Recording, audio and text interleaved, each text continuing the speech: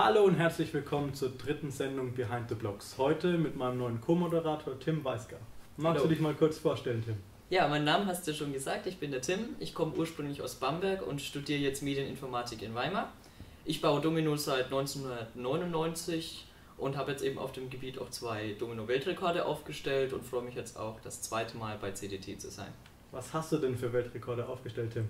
Ich habe einmal den Weltrekord aufgestellt für die meisten CD-Hüllen, die in einer Kettenreaktion gefallen sind. Das war letzten September.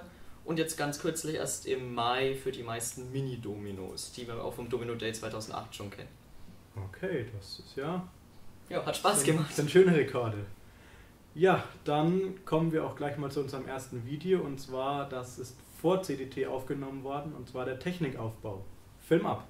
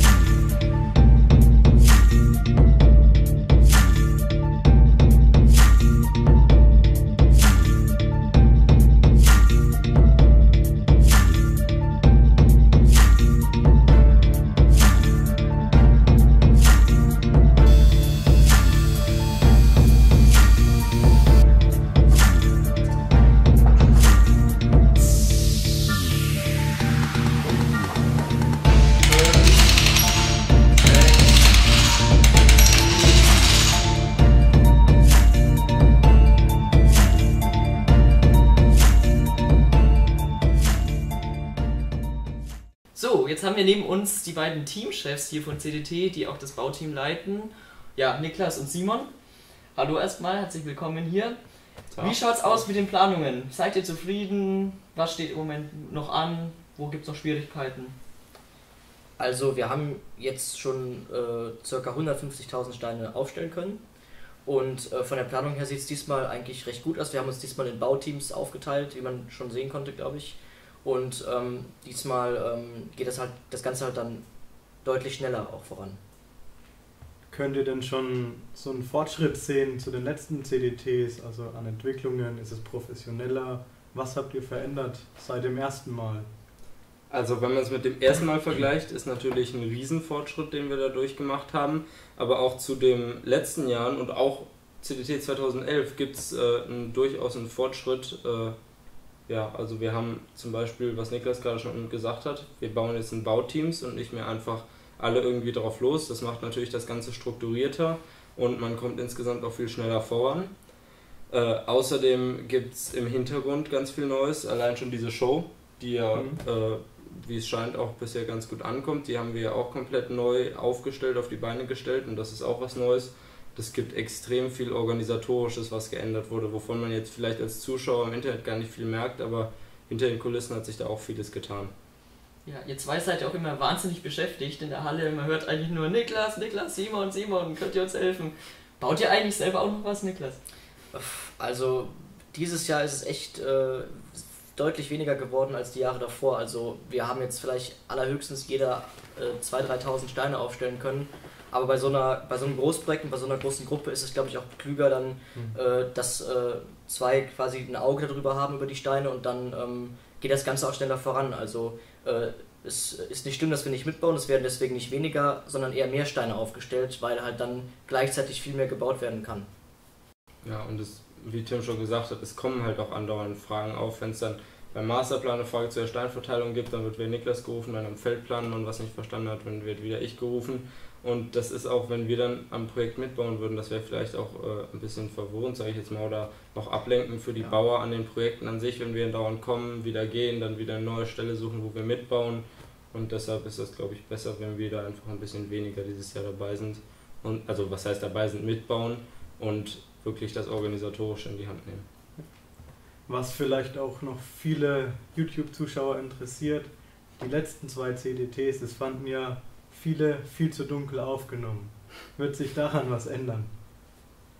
Also wir haben dieses Jahr deutlich mehr Technik. Wir haben doppelt so viel Scheinwerfer wie die Jahre davor und haben auch noch eine Grundbeleuchtung halt eingeplant über noch mehr große helle Lampen und ich denke mal, dass sich da deutlich was verbessern wird und wir haben auch schon einige Kameratests gemacht und da sieht man auch schon eine deutliche Verbesserung zu den Jahren davor und die Kritik, wir bedanken uns dafür, dass diese Kritik quasi gekommen ist, weil nur deswegen können wir das verbessern.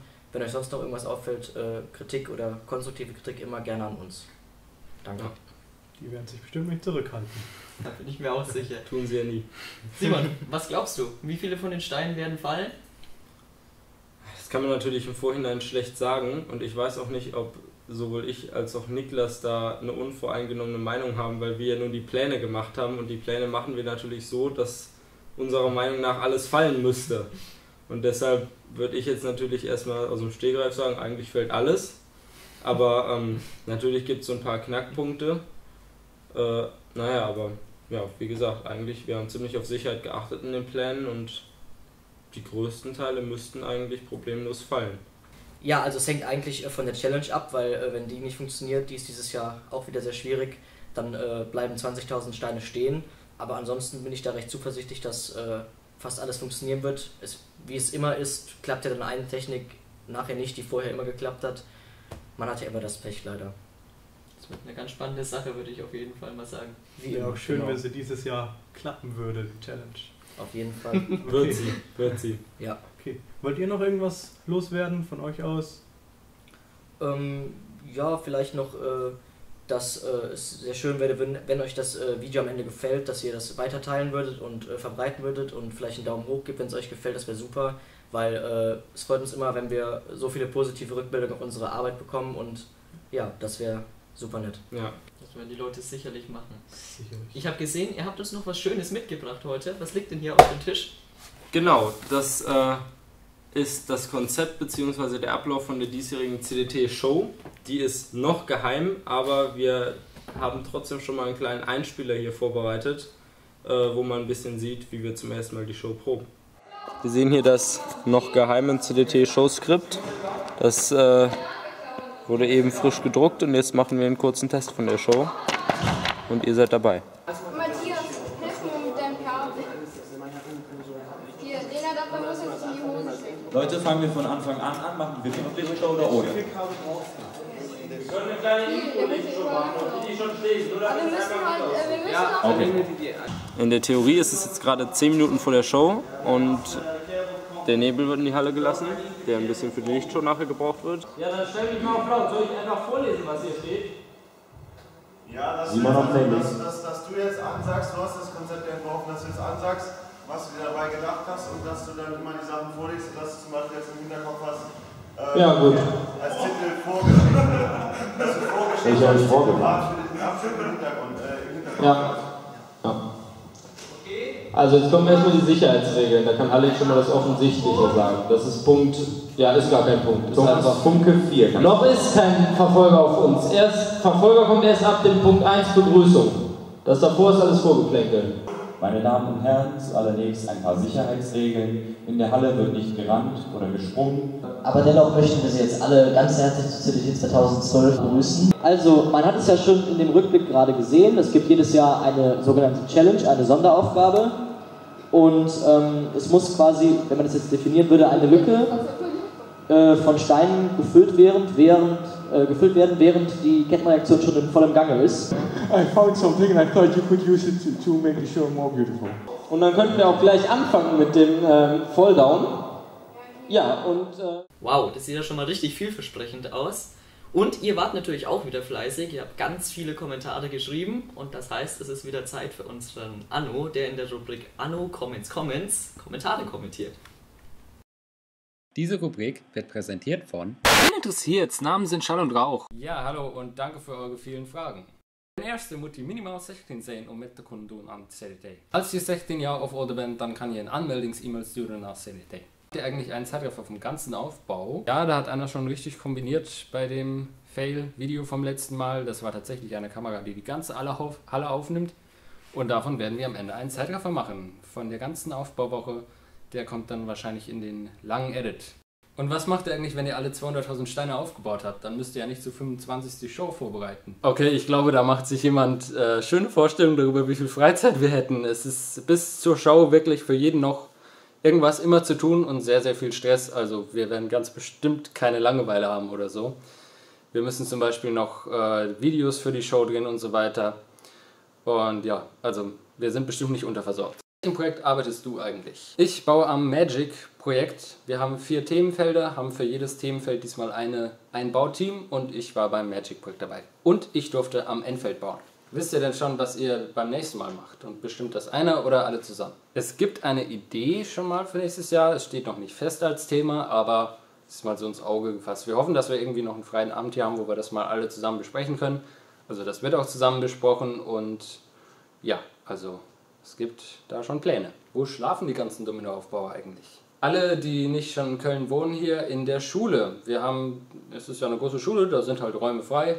Haben wir 3, 4 Klassenräume zur Verfügung bekommen und da haben wir uns einquartiert. Viele Fragen an Anno. Die erste habe ich schon beantwortet. Die zweite, wird das Essen von Spendengeldern bezahlt oder von Sponsoren? Weder noch, wir haben wieder 0 Euro an Sponsorengeldern und wir treiben auch keine Spenden ein, sondern es ist alles selbst finanziert, das heißt mit Hilfe von AdSense. Wenn man sich vorstellt, CDT 2010 hat fast 4 Millionen Views, da ist ein bisschen was rangekommen und dadurch konnten wir es sogar finanzieren. Und jedes Mitglied bezahlt auch sein Essen durchaus selbst. Wie lange geht ein Dreh für Behind the Blocks? Der Dreh geht 2 Stunden, würde ich sagen, ungefähr. Am ersten Tag war es noch schlimmer, weil wir da erstmal 2 Stunden lang das Studio aufbauen mussten. Was viel länger dauert, ist das Schneiden und das Hochladen. Also das Schneiden dauert normalerweise ungefähr 5 Stunden und bis wir es dann hochgeladen haben, ist bei dem schlimmen Internet, was wir hier haben, nochmal eine Nacht vergangen oder so. Wie viele Steine fliegen wohl um? Wir sind ziemlich optimistisch, dass viel umfliegt, obwohl wir eine Menge riskante Projekte drin haben, das heißt auch viele 3D-Projekte, aber man kann ja aus Fehlern lernen. Wir machen dieses Jahr den Anschluss ein bisschen besser und sind sehr zuversichtlich, dass wir den Rekord vom letzten Jahr deutlich steigern. Wird CDT dieses Jahr von einem Fernsehteam begleitet? Abenteuer Leben oder Galileo? Also begleitet werden wir nicht von einem Fernsehteam, das heißt wir haben nicht irgendwie die ganze Zeit eins hier, aber es wird eins da sein und einen Bericht machen und zwar erstmals einen überregionalen. Wir hatten ja in den letzten Jahren schon regionale Fernsehsender, diesmal haben wir erstmals einen Bericht, der in ganz Deutschland ausgestrahlt wird. Und in der Schweiz. Ja, gut. Und in der Schweiz. An welchem Datum und um wie viel Uhr wird angestoßen? 17. August, das heißt jetzt der Freitag und angestoßen wird um ungefähr 20 Uhr. Das war's für dieses Mal und auch für Behind the Blocks im Allgemeinen.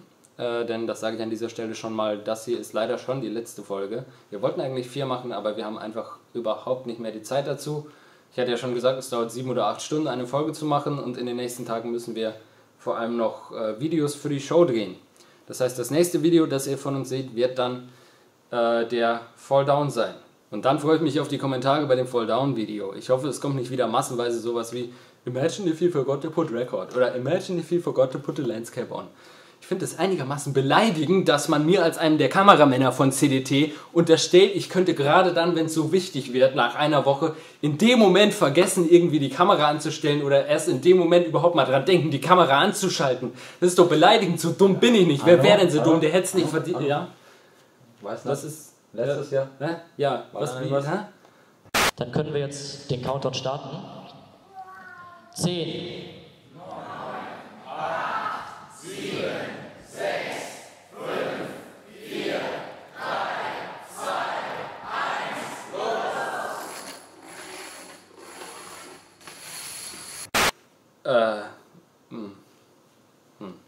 Ja.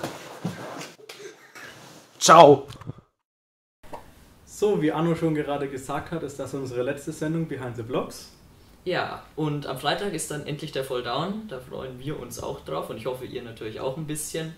Wir können euch natürlich noch nicht alle Projekte zeigen, das ist noch ein bisschen geheim, aber das können wir euch einfach nicht vorenthalten und zwar ist das Endfeld. Genau, und das haben unsere Domino-Bauer in 7 Stunden gebaut und zwar 18.000 Steine, was verdammt schnell ist, finde ich. Ja, das ging richtig schnell. Und mit diesem kleinen Zeitraffer-Video vom Aufbau von dem Endfeld verabschieden wir uns auch hier von Behind the Blocks. Ich danke dir für deine Co-Moderation. Gern geschehen. Für das ganze Team hier, was uns sehr geholfen hat. Oh ja. Und wir ja, ich hoffe, ihr schaltet dann zum Fall Down wieder rein. Ciao.